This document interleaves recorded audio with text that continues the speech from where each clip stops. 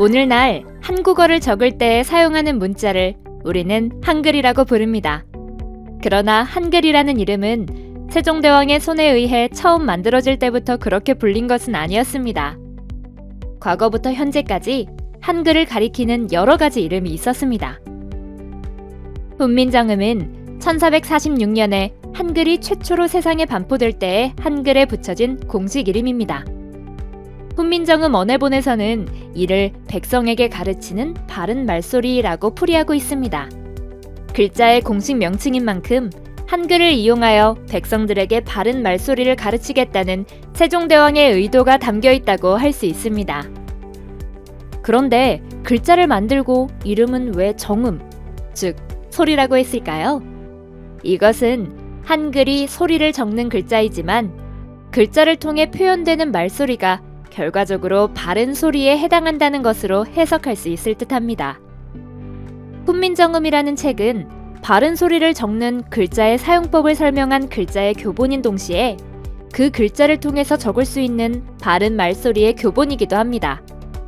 글자로 전달되는 바른 소리와 그 바른 소리를 적는 글자의 이름을 불가분의 관계로 보고 이를 따로 구분하지 않은 것으로 보입니다. 훈민정음은 줄여서 정음이라고도 했습니다. 그래서 훈민정음을 이용해 한문책을 번역하는 업무를 맡은 관청의 이름도 정음청 또는 업문청이라고 불렀습니다. 이 정음은 훈민정음의 줄임말이기도 하지만 당시 동아시아의 학술 용어이기도 합니다. 개화기 이전까지 한글을 가리킬 때에 가장 널리 사용되는 일반적인 이름은 바로 업문이었습니다.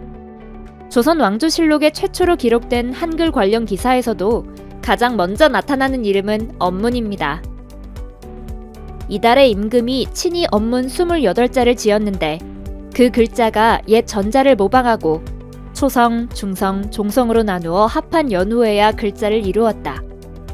물은 문자에 관한 것과 이어에 관한 것을 모두 쓸 수 있고 글자는 비록 간략하지만 전언하는 것이 무궁하니 이것을 훈민정음이라고 일렀다. 실록에 있는 최초의 기록에서 임금께서 업문을 만드셨다. 이를 훈민정음이라고 한다며 업문과 훈민정음이 동시에 나타납니다.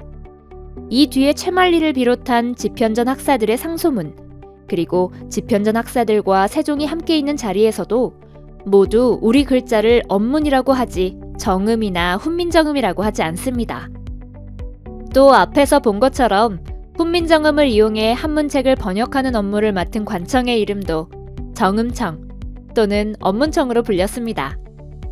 비록 우리 글자의 공식 명칭은 훈민정음이지만 가장 널리 쓰이던 일반적인 명칭은 창제 초기부터 조선시대 내내 업문이었음이 확인됩니다. 업문의 언의 음훈이 상말 언이라서 업문은 상놈이나 쓰는 문자의 의미이고 우리 문자를 낮추어 부르는 명칭이라는 이야기가 일제시대부터 대중적으로 널리 퍼져 있습니다만 사실 업문의 언 자체에는 천하다거나 비루하다는 뜻은 없습니다. 단지 사람들이 일상적으로 사용하는 평범한 말, 특정한 지역에서 사용되는 말, 백성들 사이에서 일상적으로 통용되는 이야기 등의 의미로 사용되었습니다. 그렇지만 업문이라는 말은 적어도 중화문화권에서는 한글을 나타내는 용어로 굳어져 있습니다. 바이두 백과나 중국어 위키백과를 보더라도 업문은 일반적인 보통 명사가 아니라 한글을 나타내는 말입니다.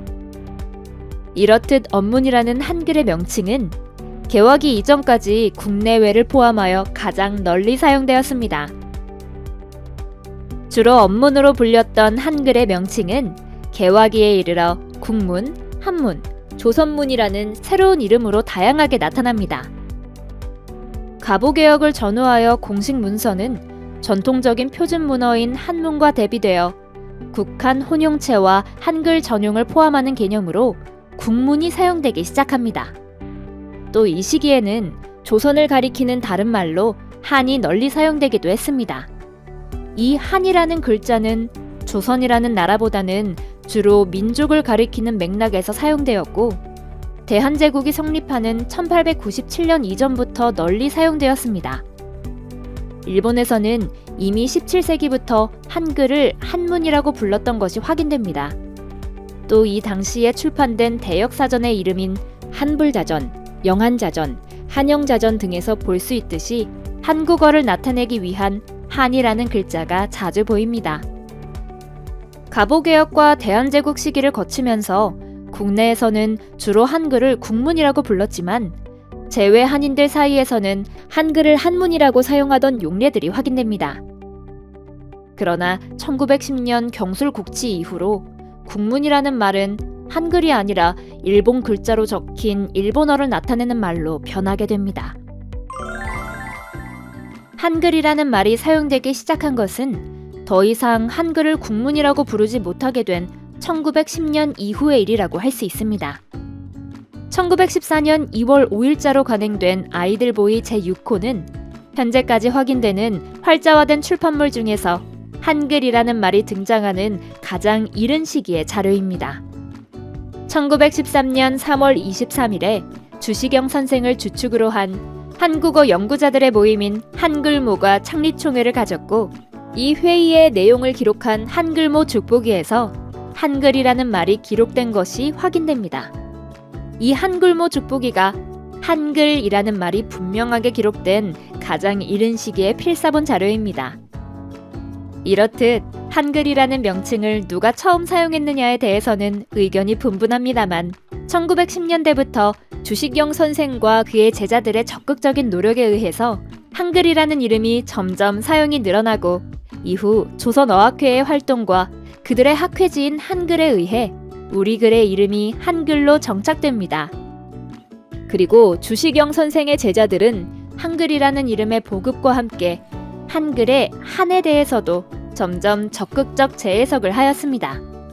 원래 한글의 한은 우리 민족과 국가를 나타내는 한자인 한에서 온 것이지만 세월이 지나 일제시대의 후기에 이르면 한글의 한은 하나, 크다, 바르다라는 새로운 의미로도 재해석되게 됩니다. 그러나 해방 이후 남북이 분단되면서 북한에서는 한글 대신 조선글이라는 이름을 택하게 됩니다. 결국 현재 우리말을 적는 글자의 이름은 남한에서는 한글, 북한에서는 조선글로 부르고 있고 하나로 통일되지 않은 상태입니다.